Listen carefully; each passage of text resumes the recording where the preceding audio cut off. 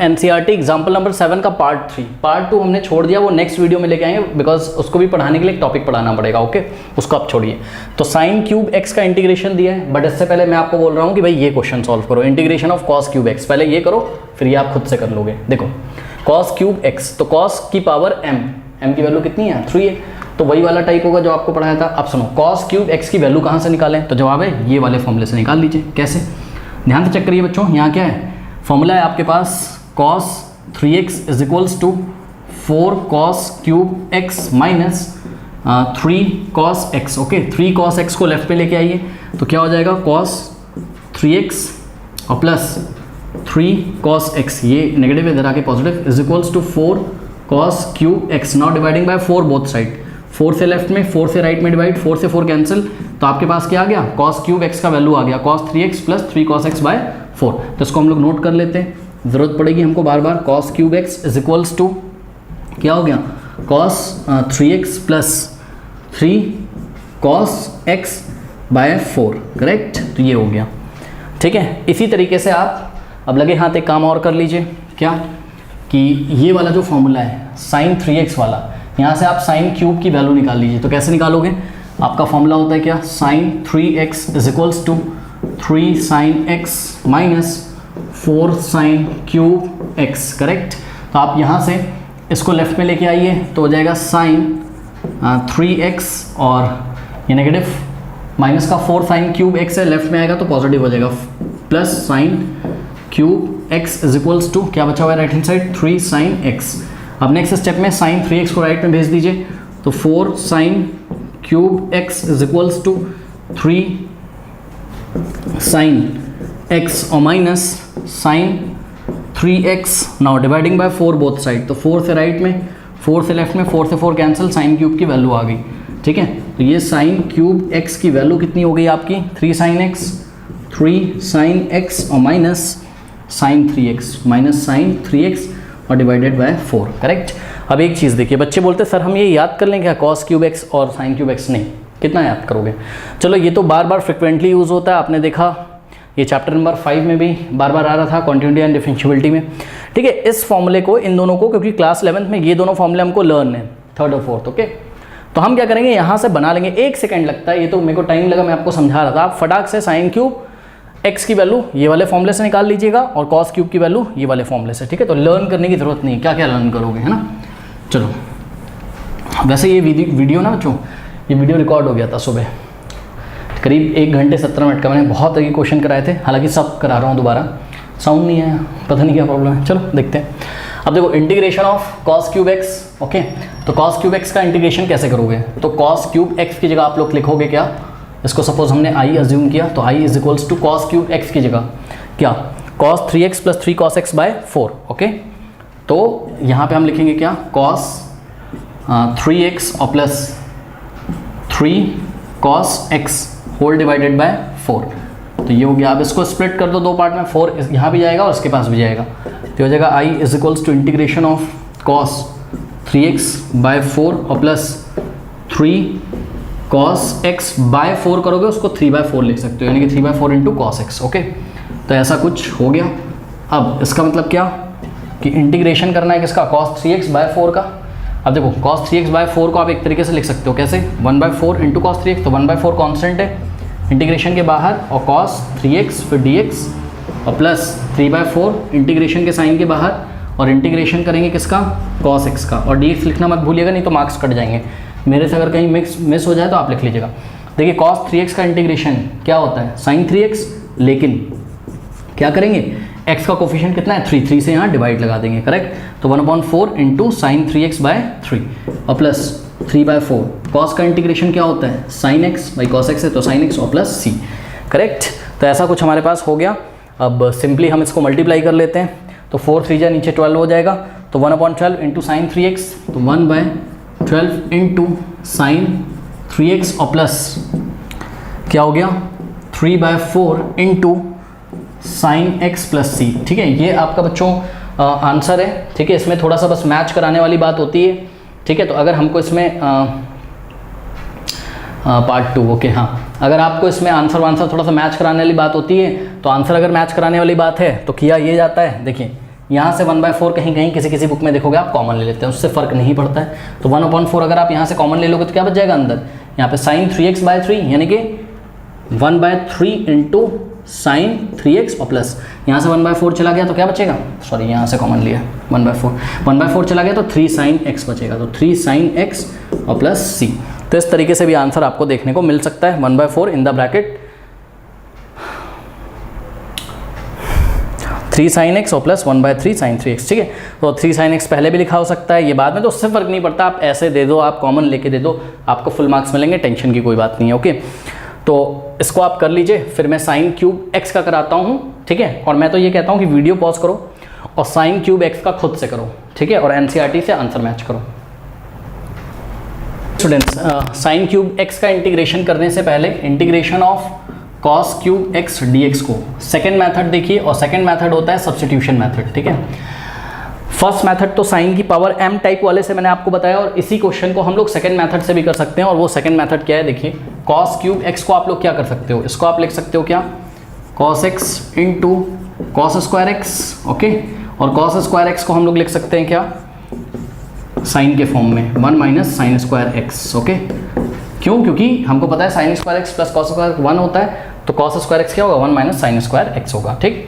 अब देखिए यहाँ पे आप लेट कर लीजिए क्या, अच्छा इसको थोड़ा रीअरेंज करके लिख लो पहले, integration of 1 minus sine square x को आप पहले लिख लो, और cos x multiply cos x को बाद में लिख लो, cos x dx। अब लेट कर लो क्या, let sine x is equals to t, तो साइन को अगर आप t अज्यूम कर लोगे तो differentiating both side with respect to x, sine का डेरिवेटिव क्या होता है cos x, और t का होगा dt बाय dx, dx को इधर मल्टीप्लाई कर दो तो हो जाएगा cos x into dx is equals to what, dt, यानी कि cos x dx की जगह की जगह आप लोग dt लिख सकते हैं, तो हो जाएगा इंटीग्रेशन ऑफ, देखिए 1 माइनस साइन स्क्वायर x कितना होगा, साइन x t है तो sign square x, squaring both side करो तो t का स्क्वायर साइन स्क्वायर x, यानी कि साइन स्क्वायर x की जगह t स्क्वायर, ठीक है, तो t स्क्वायर, और cos x into D x कितना होता है dt, तो यहाँ हमने dt लिख दिया, करेक्ट।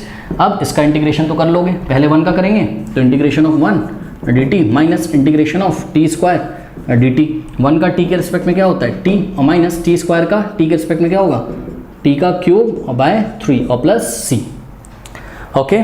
अब यहाँ पे वैल्यू रखिए, t कितना था आपका साइन x, तो साइन x माइनस t का क्यूब यानी कि साइन क्यूब x बाय 3, भाई t का क्यूब करो ना, t कितना था साइन x, तो t का क्यूब साइन क्यूब x हो जाएगा बाय 3 और प्लस c। अब आप ध्यान से चेक करिए, क्वेश्चन सेम है, यानी cos क्यूब x का इंटीग्रेशन आपने जब फर्स्ट मेथड से निकाला था, मतलब फर्स्ट मेथड क्या था कि cos ऑफ x के मल्टीपल्स के फॉर्म में जब आपने चेंज किया था, ये देखिए x का मल्टीपल 3x x का मल्टीपल है, x भी x का मल्टीपल है, क्योंकि x1 इंटू x होता है तो x का वो मल्टीपल हो गया एक तरीके से, ठीक है। तो जब आपने इस मेथड से निकाला था तो आंसर आपका ऐसा आया था, बट जब आपने SM यानी सब्स्टिट्यूशन मेथड से निकाला तो आंसर आपका ऐसा आया। क्या दोनों आंसर अलग अलग हैं और मार्क्स नहीं मिलेंगे एग्जाम में? बच्चों दोनों आंसर सेम है और आपको एग्जाम में फुल मार्क्स मिलेंगे, टेंशन नहीं। आप चाहे ऐसे करो, आप चाहे ऐसे करो, ठीक है। अब आंसर मैच कर जाएगा, पता है। अगर हम यहाँ टिग्नोमेट्रिक आइडेंटिटीज़ लगाना शुरू कर दें, मतलब साइन क्यूब एक्स की वैल्यू निकालें वहाँ से और इसमें पुट करें, सब एडजस्ट करें, तो यही आ जाएगा फाइनली, करेक्ट। तो आंसर अलग अलग नहीं है, आंसर क्या है हमारे सेम है। आप चाहे ये ला के दो एग्जाम में और आप चाहे ये ला के दो, ठीक है, दोनों ही आंसर आपके करेक्ट माने जाएंगे। NCERT एग्जाम्पल 7 पार्ट 3 आशा करते हैं आपने कर लिया होगा।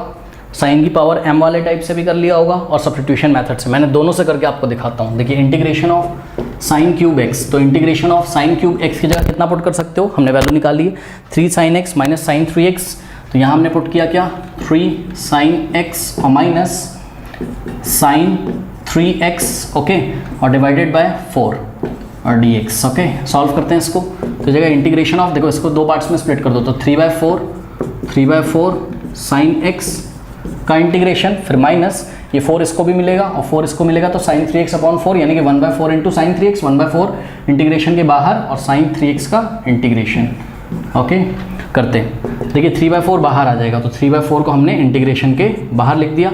अब देखिए साइन x का इंटीग्रेशन माइनस कॉस x होता है, ध्यान दें बच्चों, साइन 3x का इंटीग्रेशन होता है माइनस कॉस x, याद है ना आपको। क्यों? क्योंकि साइन किस में चेंज होता है, कॉस में, और हमने आपको बताया था क्या कि देखिए साइन एक्स का जो इंटीग्रेशन होता है वो माइनस कॉस एक्स होता है और प्लस सी आता है साथ में, उसको छोड़ो आप।